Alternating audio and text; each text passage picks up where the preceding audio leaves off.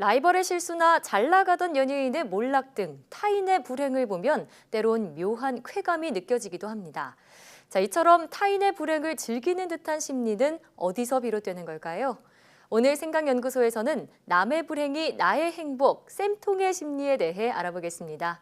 연세대학교 심리학과 이동기 교수와 함께합니다. 어서 오세요. 네, 안녕하세요. 네, 오늘 주제 정말 흥미로운 것 같습니다. 네. 자, 그러니까 사촌이 땅을 사면 배가 아프다 이런 말도 있지만 땅을 사서 땅값이 올랐어요. 잘 됐을 경우에도 그렇게 좋진 않다라는 얘기인데, 자, 이처럼 타인의 불행을 보면서 행복을 느끼는 심리는 무엇일까요?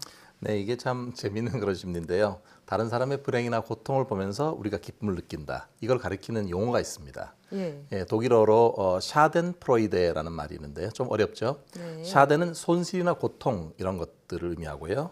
프로이데는 환희와 기쁨. 그러니까 다른 사람의 손실이나 고통을 보면서 환희나 기쁨을 느낀다. 그래서 샤덴프로이데라는 말이 생겼습니다. 하버드 대학교에 있는 미나 시카라라고 하는 교수가 실험을 했는데요. 어떤 거냐면 짧게 설명드리면 자기가 부러워하는 어떤 사람이 있었는데 이 사람이 길에서 옷다를 주었다는 좋은 소식이 있고요. 예. 반대로 이 사람이 지나가다가 물이 튀어가지고 옷이 젖었다라고 하는 네. 나쁜 소식이 있어요. 이 둘 중에 사람들이 어느 쪽에 환하게 웃었을까? 어느 쪽일 것 같습니까? 후자인가요? 네, 후자입니다. 아, 그래요? 다른 사람이 뭔가 잘 안 됐다는 그런 상황에 훨씬 더 기쁨을 표현했다고 합니다. 좀 재밌기도 하고 씁쓸하기도 한 거 그런 것 네. 같은데요. 자, 근데 어떻게 보면 이런 심리도요, 질투나 또 열등감과도 관련이 있을 것 같습니다. 심리학적으로는 질투를 어떻게 정의 내리는지 궁금하고요. 또 왜 이런 심리가 나타나게 되는 걸까요? 네, 지금 아무래도 질투라고 하는 게 내가 갖지 못한 뭔가를 가지고 있는 다른 사람을 부러워하거나 네. 조금 더 나아가면 미워하는 그런 거잖아요. 그런데 이제 이게 성격적으로는 신경증이라고 하는 성격과 관련이 높다고 하네요. 신경증이라고 하는 것이 정서적으로 상당히 불안한 그런 성격인데요. 네. 또 소유욕이 높을수록 또 이런 질투감이 많이 생긴다고 하고요. 네. 또 연인 관계에서는 저 사람 내 파트너에 비해서 내가 뭔가 좀 모자란다 이런 느낌이 들 때 이 질투감 같은 게 많이 생긴다고 합니다. 네. 저희가 이제 얘기할 때는 어릴 때 부모와의 애착이 상당히 불안정해서 늘 불안을 많이 느끼고 이런 사람들이 질투감을 많이 경험할 가능성이 높다고 하고요. 예. 최근에는 이제 저 일종의 또래 관계, 청소년들의 또래 관계에서 네. 질투심을 많이 느끼는 사람이 이 사이버 폭력, 일종의 따돌림 같은 거를 더 많이 할 가능성이 높다고 합니다. 따돌림에게까지도 질투심이 영향을 미치는군요. 네. 네, 근데 이 질투심이 많다는 얘기는 그만큼 좀 열등감이 많고 또 자존감이 떨어진다 이런 얘기가 아닌가 싶은데 관련성이 있을까요? 네, 사실은 이게 그 네덜란드에 있는 라이덴 대학 연구진들이 연구를 해봤더니 자존감이 낮은 경우에 나보다 잘 나가는 다른 사람에 대해서 상당히 그 쌤통이다 이런 질투감 이런 걸 많이 느낀다고 하네요. 네. 실제로 자존감이 낮은 것과 이렇게 느낀 질투감 이런 것이 관련이 있을 수가 있는데 또 그에 반해서 이제 그 보면은 우리가 흔히 생각할 때는 자존감이 낮고 열등감을 많이 느끼니까 이런 질투감을 많이 느낀다 이렇게 생각하잖아요. 예. 근데 이것들 사이에 그렇게 인과관계가 있는 건 아니에요. 인과관계를 따질 수는 없군요. 예, 그냥 관련성이 있는 어느 정도 상관관계를 볼 수가 있겠는데요. 예.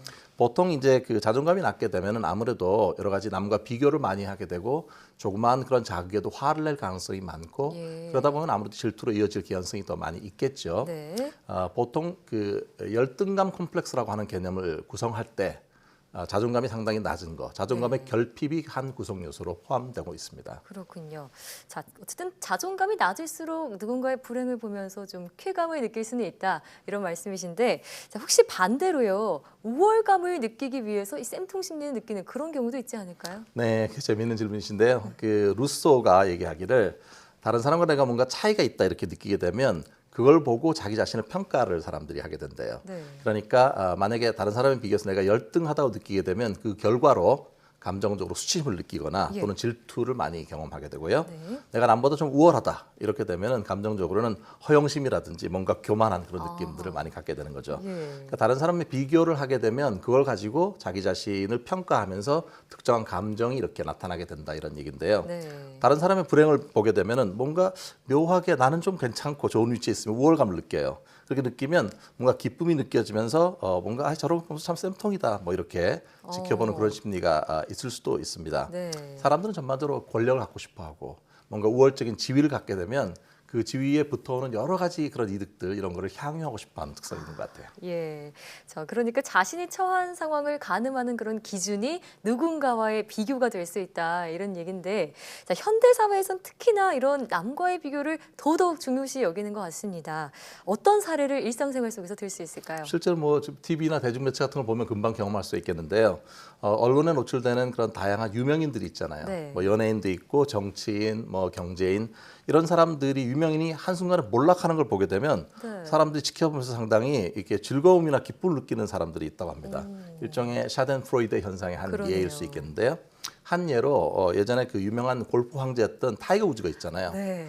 돈도 많이 벌고 그다음에 상당히 좋은 남편 이미지 이런 거였거든요. 가정적이다고 그렇죠. 소문이 났었죠. 그랬는데 갑자기 그게 이제 그 사람이 뭔가 불륜 행각이 드러나고 또 성 중독증이 되고 이러니까 갑자기 그 언론 매체가 달려들어가지고 네. 마치 전염병이 쫙 퍼지는 것처럼 다 비난을 했었어요. 쌤통이다. 예, 이렇게요. 그렇게 얘기를 했었죠. 예. 그 사람들은 심지어 골프에 관심이 없는 사람도 타이거 우즈의 몰락을 보면서 한편 마음속으로 은근히 이렇게 쌤통이다 그리고 자기 기분이 좋아지는 그 경험을 했다고 하네요. 네. 이런 경우는 최근에 있었던 월드컵에서도 있었어요. 어떤 경우였죠? 네, 월드컵에서 우리나라가 그 당시 세계 최강이었던 독일 팀을 이겼잖아요. 예. 이겼는데 사실 기쁨을 느낀 사람들은 영국 사람들이었대요. 영국이요? 네, 그동안 독일에 비해서 그 축구가 아무래도 순위가 미치였던데 네. 보면서 뭔가 훨씬 더 쾌감을 느끼고 그걸 대서특필하고 이런 그 모습을 보였었죠. 네.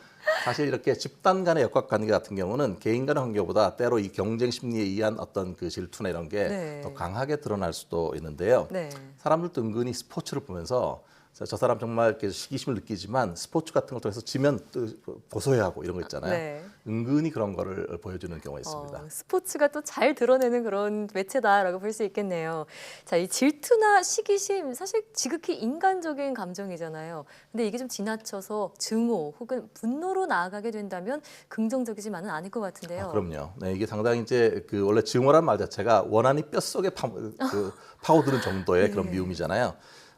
일례로 그 히틀러 시대의 반유대주의, 네. 유대인에 대한 어떤 그 반대하는 거잖아요. 네. 유대인에 대한 이게 이제 가만히 들여다보면 히틀러가 유대인에 대한 질투심이 되게 많아서 그랬다는 얘기가 있습니다. 오히려요? 열등하다고 느껴서가 아니라요. 네네. 뭐냐면은 오스트리아 빈에서 당시 보면은 예. 유대인은 한 9%밖에 안 됐어요. 네. 그런데 그때 의사라든지 뭔가 전문직에 있는 사람 숫자는 거의 50%에서 60%에 육박했다고 하네요. 유대인이요. 네, 그러니까 상당히 좋은 높은 위치를 많이 가진 거죠. 예. 그러니까 히틀러의 수석 그 건축가인 알베르트 슈페어라는 사람의 회고록을 읽어보면은 히틀러가 내심 유대인에 대해서 상당히 동경하고 질투심이 많았다는 거예요. 네. 그래서 이 병적인 질투가 증오의 감정으로 올라가게 되고 그 증오가 대학살의 단초가 됐다고 하는 거죠. 네, 그 얘기를 들으니까 이 질투가 증오로 번지는 그런 현상만큼은 정말 경계하고 막아야 막아야 하지 될것 않을까 같아요. 네. 싶습니다.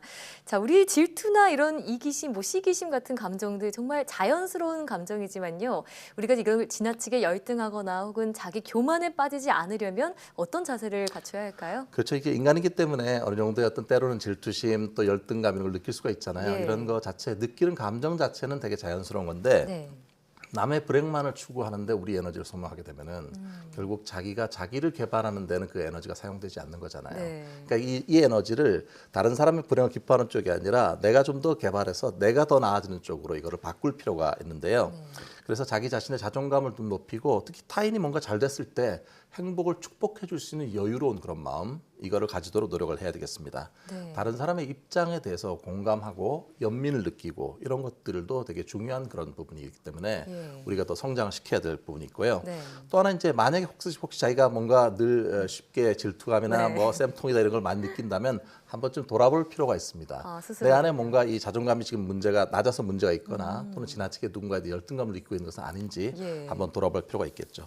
자기 어떤 다른 사람을 비난하는 데 쓰는 에너지를 자기 자신이 하고 싶은 일에 더 집중해서 예. 자기가 더 성장하고 그걸 이루려고 하는 그런 모습 그것이 훨씬 더 소중한 거라고 생각합니다. 네, 그러니까 남의 불행을 보고 기뻐해봤자 나에게 좋을 것 하나도 없다 이런 얘기네요. 네, 지금까지 생각연구소 연세대학교 심리학과 이동기 교수와 함께했습니다. 오늘 말씀 고맙습니다.